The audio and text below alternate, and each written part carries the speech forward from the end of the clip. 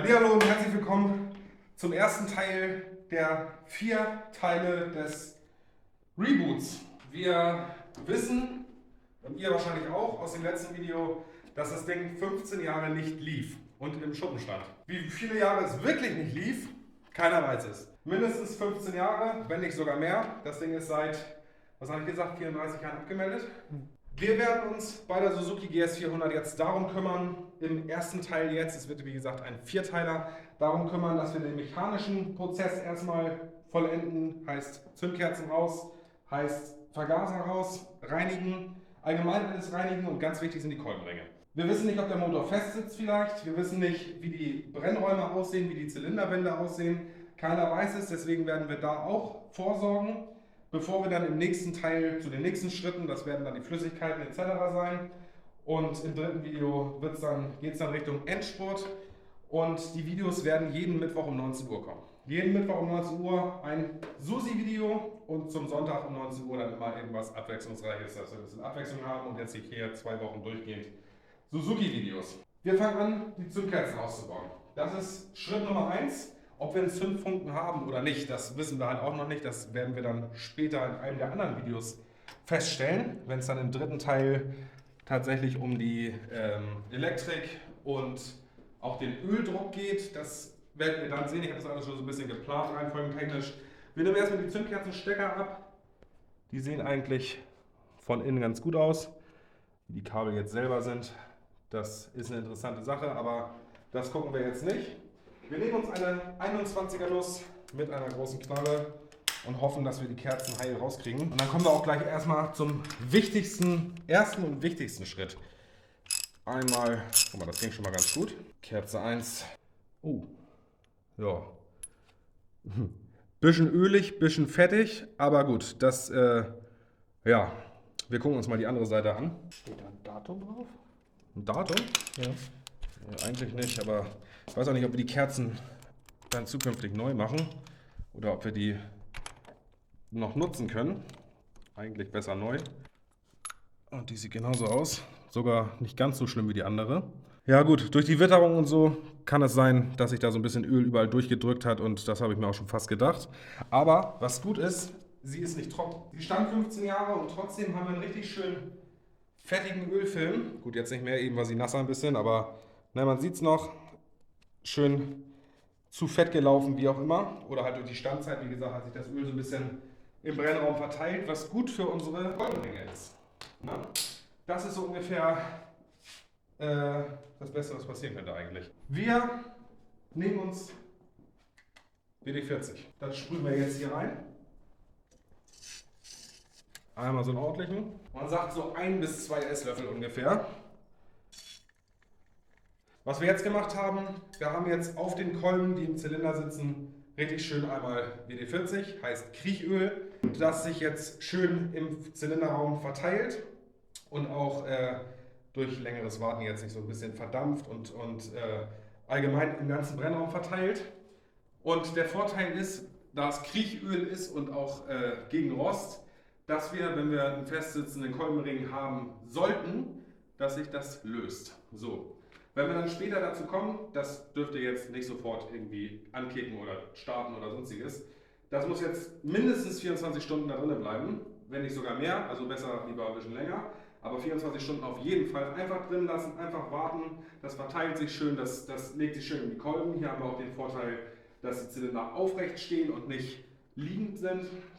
Das heißt, von der Verteilung her ist es natürlich, wenn er liegt, scheiße. Dann haben wir nur unten, dann müssen wir manuell irgendwie ein bisschen gucken, dass wir das verteilen. Den Vorteil haben wir hier auf jeden Fall, dass er aufrecht steht. Und wir werden das dann in einem der nächsten Videos, werden wir den Kickstarter betätigen und dadurch den Kolben im Zylinder, dass schön die Zylinderwände sich einfetten und hoffentlich sich alles gelöst hat, was drin sein könnte, sollte, müsste.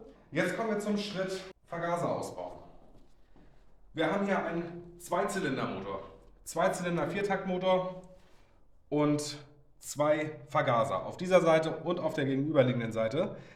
Die Aufgabe ist jetzt erstmal, die irgendwie heil rauszukriegen. Das ist auch eine spannende Sache, weil die ganzen Dichtungen und so, man weiß nicht, ob das alles hier, wie das da aussieht.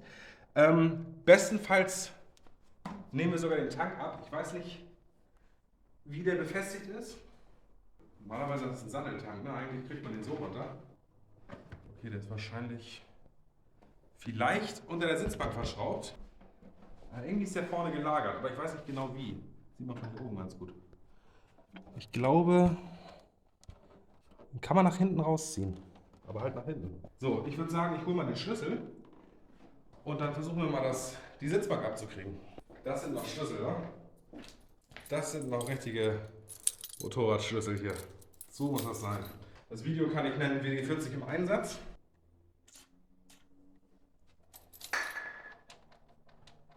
Oder ist das nicht der richtige? Der passt halt auch. Wie kriegen wir das auf? Erste Probleme hier. Erste Probleme. So, wir machen jetzt hier den Kasten mal auf. Mal gucken, was sich hier dann verbirgt. Dreck und Batteriekasten. Ich habe gedacht, die Batterie ist hier unten, weil ich habe Videos gesehen, dass die Batterie hier unten. Wir haben jetzt hier den Batteriekasten. Gucken wir doch mal, was sich hier in der Überraschungsbox verbirgt. Das ist ein Kreuz natürlich. Fürs Bordwerkzeug vorbereitet, falls mit dem Luftfilter mal was ist. Der ist schon mal kaputt. Wo ist der Luftfilter? Also es ist Zündeinheit und sonstige Geschichten. Aber ich suche immer noch den Luftfilter. Schade. Kriegen wir jetzt hier trotzdem den Tank ab? Warum geht das Schloss nicht auf? Wie lang ist der Bolzen? Guck. Oh. Ja. Ja. Das ist der kleinste Luftfilterkasten, den ich jemals gesehen habe. Mhm. Guck hier, da ist eine Schraube. Guck mal. Das sieht doch nach 13 aus. Guck mal. Die Schraube haben wir mit gelagert. Müssen wir uns hier irgendwie weglegen. Irgendwo da ist noch ein Schlauch dran, ne? Wie ist das? So müsste das zu sein, glaube ich. Steht das drauf? 0. 0 ist gut. Da haben wir keinen Durchfluss. Ich schiebe jetzt hier einmal den Benzinschlauch ab und hoffe, dass da nicht alles rauskommt jetzt. Ja, kam noch ein bisschen raus. Okay. Und dann haben wir auch schon den Tank in der Hand. Legen wir ab. Den lassen wir erstmal da stehen. Hier haben wir den Kupplungszug. Die funktioniert. Probleme haben wir allerdings mit dem Gaszug. Da passiert im Moment gar nichts. Doch, hier drinnen ja, merke ich. Aber hier nicht. Hier irgendwie nicht. Da ist der Schlauch offen. Da gucken wir einmal, dass wir den abmachen. Jetzt einmal die Schellen machen wir jetzt einmal lose vom Luftfilter. Guck mal, die ist schon lose. Was ist hier los? Ich habe noch gar nicht gedreht, aber gut, die ist lose. Am besten wäre, wenn wir den Luftfilter hier rauskriegen, wie baut man den aus? Hier oben sind zwei. Eine Schlitz, eine Kreuz. Einmal alles? Einmal alles. Gab es damals schon Torx? Weiß ich nicht. Werden wir gleich sehen. So, einmal hier und einmal hier. Und genau deswegen sage ich, wir machen da einen Vierteiler draus, weil ihr seht jetzt schon, das dauert ein bisschen. Boah, Alter. Ich will jetzt mal mit dem Wrack auseinander. Alter Schwede. Ja, das wird ein Stück mehr Arbeit, glaube ich. Aber macht nichts. In der Theorie ist ja noch hübsch, oder? Da muss doch ein Datum draufstehen, oder nicht? Weiß ich nicht. Steht gar nichts drauf. Steht nicht mal ein Hersteller drauf, steht gar nichts drauf. Wir nehmen das Ding einfach im Ganzen raus, würde ich sagen. Oh, hier sind einige Kabel drauf. Ich würde dir einmal die Kabel, die hier oben jetzt drauf stecken, alle zusammen. Nicht damit sie zusammenbleiben, sondern, also doch, aber damit ich später noch weiß, okay, die waren da oben drauf. Stell dir vor, du bringst das Ding in die Werkstatt zum Vergaser reinigen. Die kriegen ja zu viel. Oder die kennen halt einen Trick, das kann natürlich auch sein. Aber das reicht ja vielleicht schon. Guck mal, ich habe die eine Schraube hier unten, aber die bringt jetzt in dem Fall auch nichts mehr. Guck mal, andere Seite schon fast ab.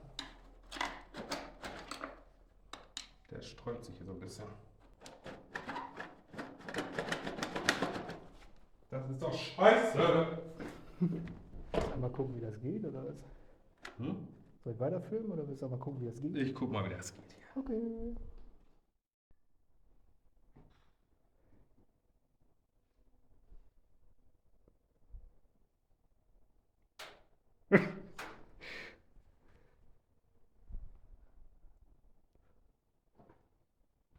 Deine Idee.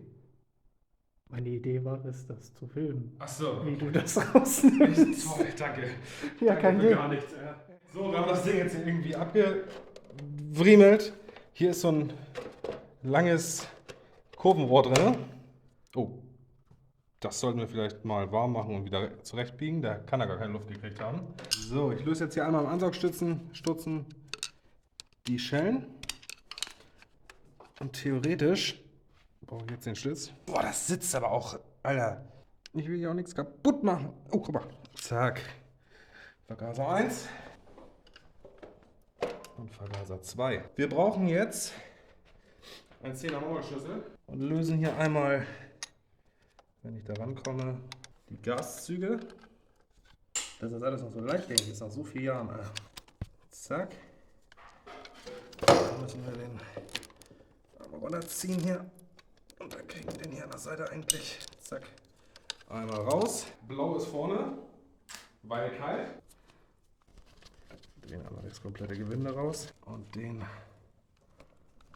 wollen wir auch einmal aushängen. Wir haben die Vergaser draußen.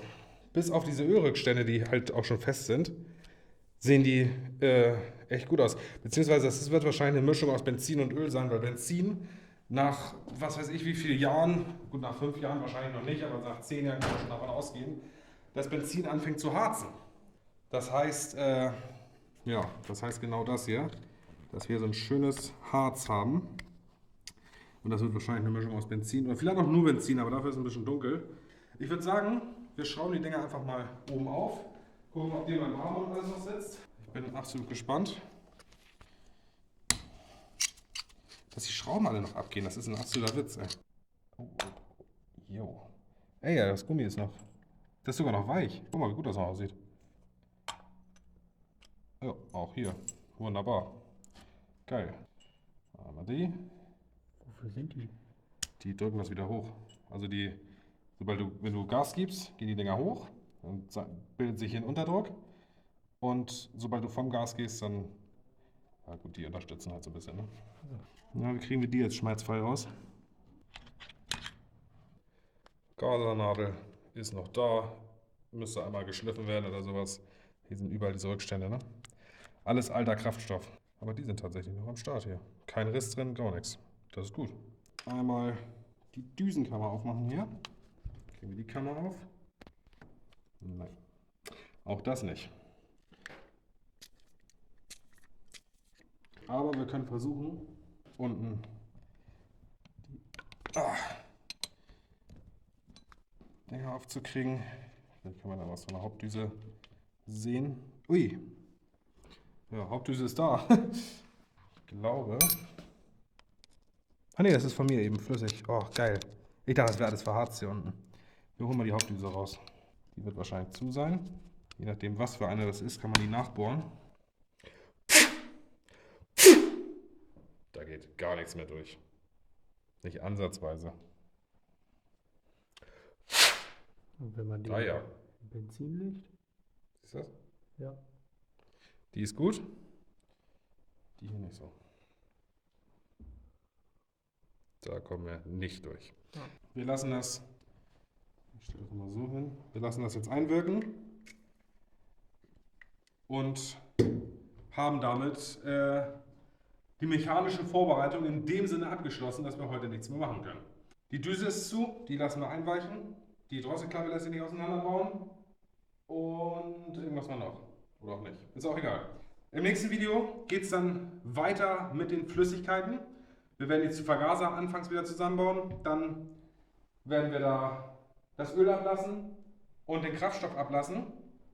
Genau, aber Hauptthema wird dann wahrscheinlich die Vergasergeschichte sein, dass wir die vernünftig auseinanderkriegen und auch irgendwie gangbar kriegen. Ich hoffe, das wird alles was, aber sieht im Moment ganz gut aus, finde ich. Es geht vorwärts, es geht in die richtige Richtung. Das war Video 1 von 4. Ich hoffe, wir schaffen das in 4 Teilen, das Ding zum Laufen zu kriegen. Oder zumindest so weit zu kriegen, dass wir daran denken können, dass das Ding vielleicht läuft.